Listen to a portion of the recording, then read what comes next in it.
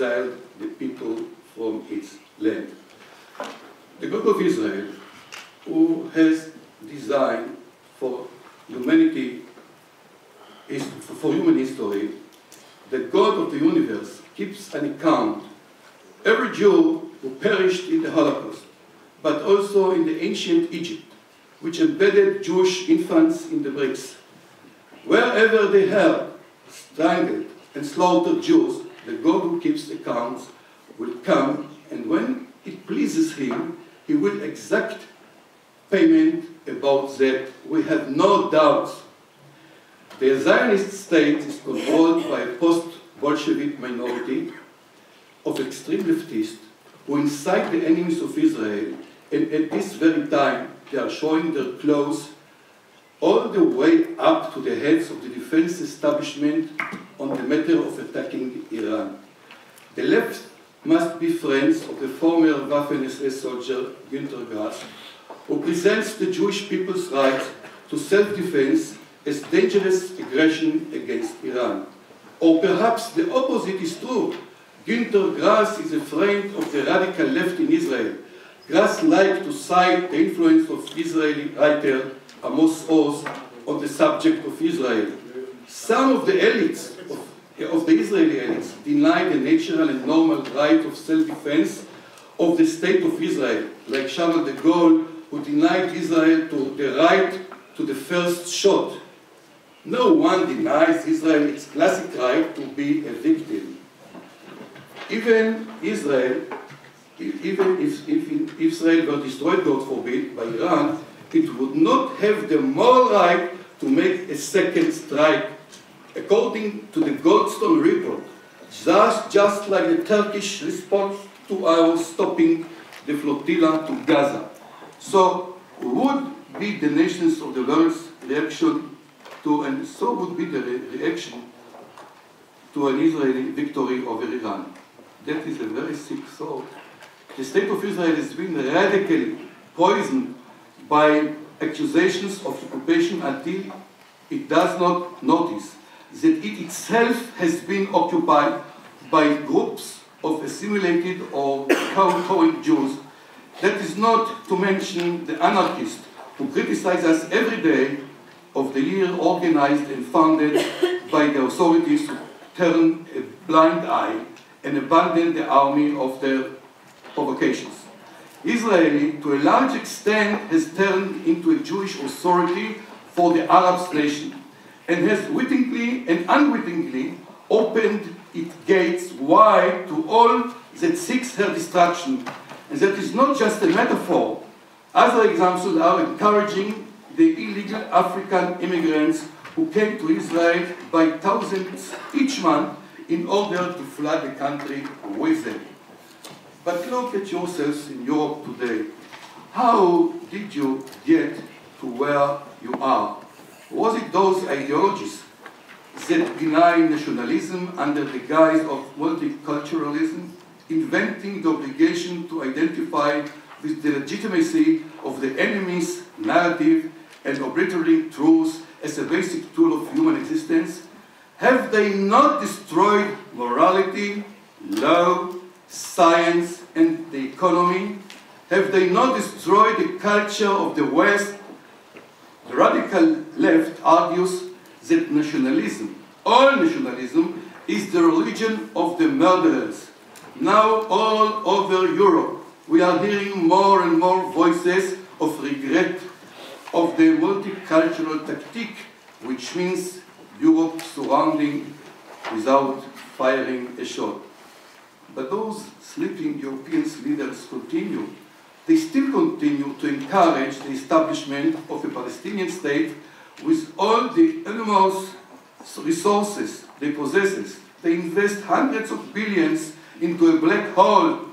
As long as this contradiction exists, Europe will continue to turn into Arabia. The state of Israel, obsessive pursuit of peace, peace until the last Jew, is a dangerous compulsion that inflames the hatred of our enemies and intensifies all future war. At times it seems that for an unattainable peace, Israel prepared to risk the lives of its citizens and to hand over the God-given land to its enemies, not only as a recognition of the value of peace, but as a desire for legitimacy, which it seeks from the nations of the world, especially from its neighbors. King David, the poet of Psalms, related to this in his Psalm about neighbors and peace, for examples in Psalm 120. In my distress I called unto the Lord, and he answered me, O Lord, deliver my soul from lying lips, from deceitful tongue, jumping. Oh, is me, that I sojourn with Meshech, that I dwell beside the tents of Kedar. My soul hates full long heather dwelling with him, and hates peace. I am all peace, but when I speak, they are for war. That is why the state of Israel has been making a mistake ever since it was established, when it makes so-called peace its top priority as an unattainable goal. Instead of decisively defeating the enemy, that sees peace as only a strategy to improve their ability to destroy us. Islam is rife with concepts involving deception such as hudna and tahdiyah. No hudna or tahdiyah can be the basis of negotiations. Who, in the Jewish side, negotiating even tactically on this basis of those concepts, can assume responsibility for the consequences of those so-called agreements, such as, for example, the peace treaty with Egypt, which is collapsing now with a great crash.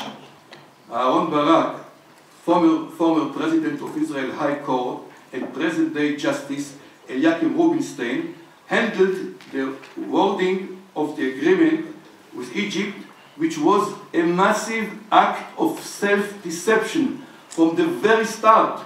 One of the clauses in this agreement says that as long as so-called Palestinian conflict is not ended, the agreement has no final validity.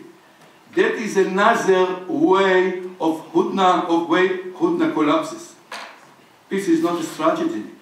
Therefore, it is very sad that the Jewish people, in addition to the God's promise and covenant, need the support of the nations of the world who indeed had already voted unanimously at San Remo. It is now going forward to again discuss its right with its neighbors and or with the Arab groups which live in the land of Israel and is trying to achieve peace on basis of mutual international recognition. Their motive is to get rid of the land of Israel and make do with the state of Tel Aviv. There is no peace for the wicked, said the Lord. I am just finishing. I will relate in brief to the status of the Jewish people in the land of Israel under international law. This is in complete contradiction of the false and malicious propaganda that is poisoning the entire world of those of assault the Jewish people, acting through its representative, the state of Israel, enacting the violation of international law. A process that has started since 1970, known as the Balfour Declaration and the Weizmann-Faisal Agreement in 1919, which is the only Jewish-Arab peace agreement, and particularly the San Remo Conference in 1920, gave the areas comprising both banks of Jordan River for a national homeland. Because of the British betrayal, the land of Israel was cut into pieces, and the decision was made in 1922 that the West Bank, all of the West Bank, entirely belongs to the Jewish people as a national home. This decision is still in effect and binding to this very day.